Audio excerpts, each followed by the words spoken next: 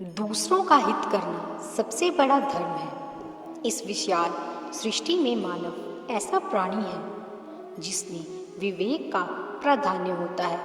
अपने विवेक के माध्यम से उसने अनेक प्रकार के उद्यम करके वैज्ञानिक और तकनीकी उन्नति की है।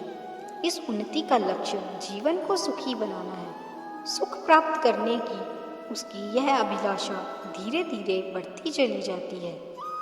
जब सुख के साधन केवल भौतिक सुखों की ही सीमित रह जाते हैं तो धीरे धीरे स्वार्थ और स्व की भावना बढ़ने से मनुष्य दूसरों के हित अहित की चिंता किए बिना अपने ही सुख साधनों को बढ़ाने में जुट जाता है।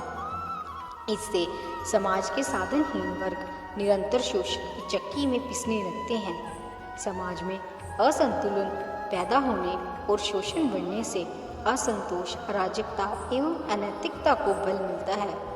कुदरत भी इस मानवीय शोषण का शिकार होती है और अतः इससे प्राकृतिक आपदाएं भी आने लगती हैं। मानव का पूर्ण और प्राकृतिक जीवन केवल लिप्सा, भोग और कामनाओं के जाल में घिर जाता है।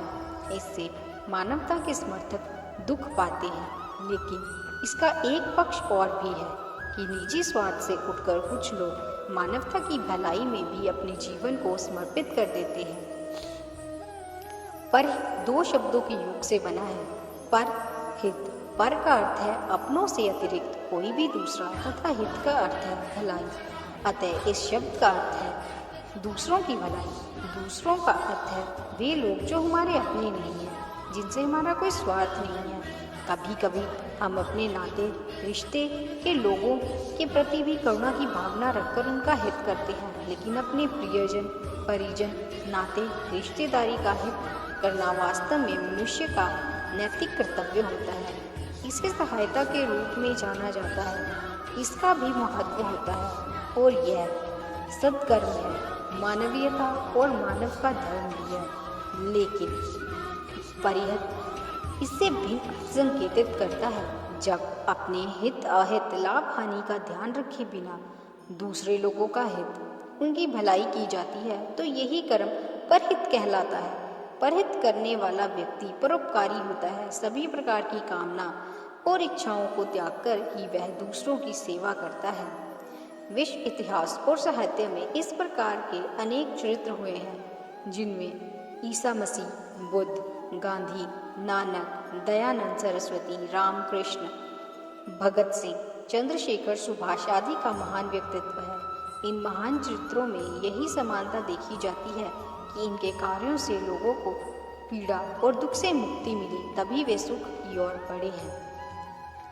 मनुष्य का अपने माता पिता, भाई बहन, पत्नी और संतान की सेवा करना सबसे प्रथम कर्तव्य है।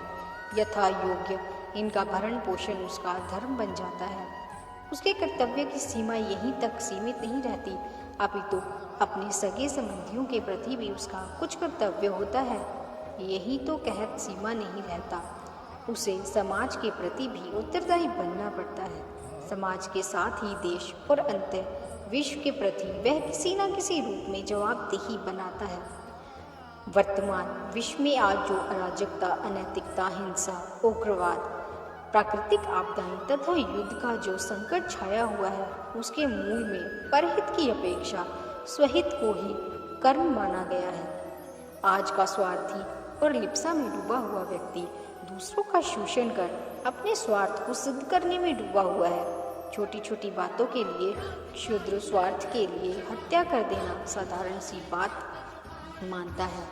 सामाजिक असंतोष प्रदर्शन, आगजनी, हड़ताल, घेराव आदि शब्द इस व्यवस्था से उपजे हुए हैं। मनुष्य विवेकशील होने के साथ साथ संवेदनशील होता है। अन्य जीवधारियों से उसे ये तथ्य अलग कर देते हैं। पशुओं में भी भूख, काम की भावना होती है। इनकी पूर्ति के लिए उसे कोई भी बंधन, नियम और व्यवस्था को नहीं समझना पड़ता है। मानव की सामाजिक भावना उसे व्यवस्था में बांधती है। अतः परहित की वह आधार है जो सबके ही सुख का